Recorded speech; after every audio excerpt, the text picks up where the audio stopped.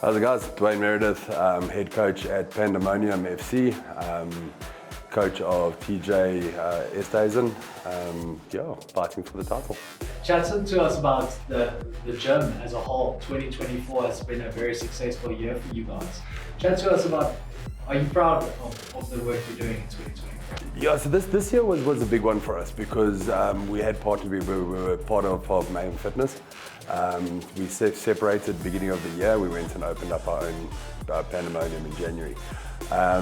You don't know what to expect. I mean, who's coming with you, who's not coming with you, how are the people going to react to the new gym? And it's been one of the most successful years we've had. We've had excessive amounts of fighters join us.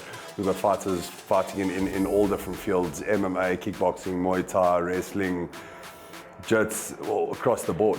Which has been our biggest success is having so many diverse fighters.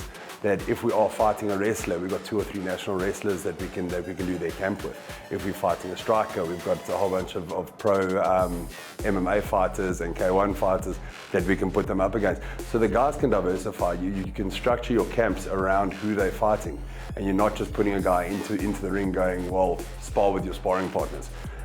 They can mix and match, which has been great. I want to chat about TJ firstly. Let's chat about him as an athlete. When did he start with you, and how did you take him under your wing, and how has that relationship and that journey been? So TJ's been a national level wrestler since the age of 6. So he's had a long pedigree of fighting, long before he came to us. He joined us towards the end of last year, and obviously helped a lot having obviously the wrestling pedigree. Secondly, spending that much time on the mat gave him that BMT. So it's really been an easy transition from him, jumping from the wrestling into the MMA. We gave him 1 or 2 easier fights, obviously, to build him up in the beginning, and from there we went to Africa's, we've been to Worlds. So I mean, he's been through the ringer this year. He's had 7 or 8 fights in 1 year. He started with us at an 0-0 record.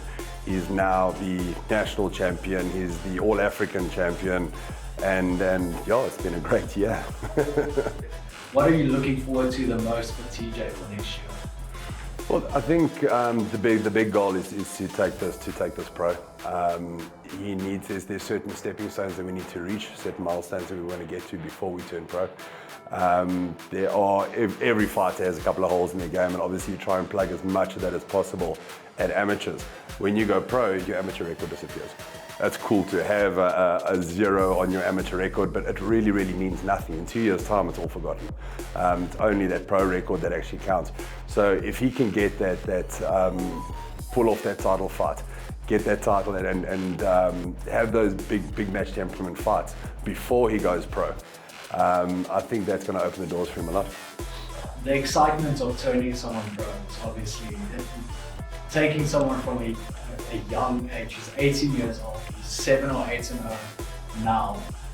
Is it fun to have such a young talent, and where would you think is there still some playing field for him to improve drastically? Like what's the biggest thing? I think it's a mixed batch. You're super excited to turn them pro and to have this long career ahead of them.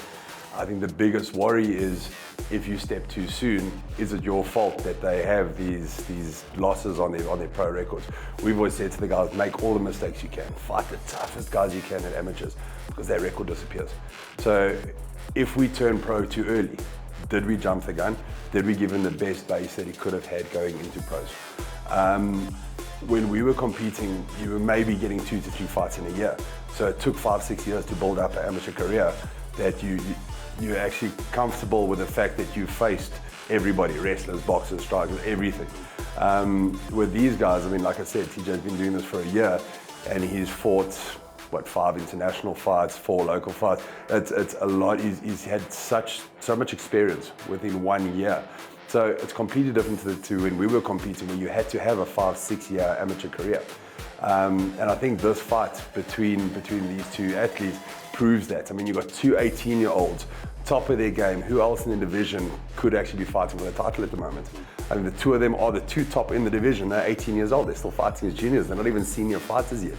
And that just shows that the system at the moment is so good and so constructive for the actual athletes, because now you can start competing on such a high level at such a young age. And I think that's been the biggest change over the last 2-3 years, is having these big MF tournaments, Worlds, Africas, all of that, the promotional fights, and giving these athletes the opportunity to grow this much in such a short amount of time. Now tell us, just share with us quickly, like your fondest memory. Obviously you've had a lot, you've been in this industry as a fighter, as a coach, but if you have to single out maybe 1 or 2 memories from MMA as a whole, what are those? What memories are those? Look, I think a lot of it is taking guys that have got. We've had a couple of athletes that come from nothing, very like real development athletes, and watching them build themselves up to a point where they go pro, where they start moving on with their career, where they start turning it into an income, where they start bringing in sponsors to actually be able to build a life.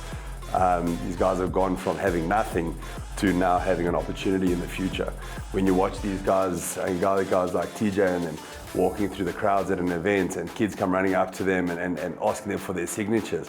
I mean, we were having a conversation on the way here with TJ was saying, I remember going to EFC at Carnival City and meeting the fighters and getting all, now there's kids running up to them and asking them, and just the other day they were those kids and now the kids are asking them for their autographs.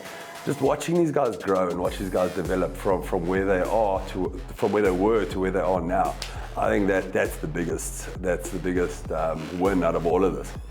Last question, your final prediction. I know as a coach, coaches don't like talking trash too much. Well, some of them do.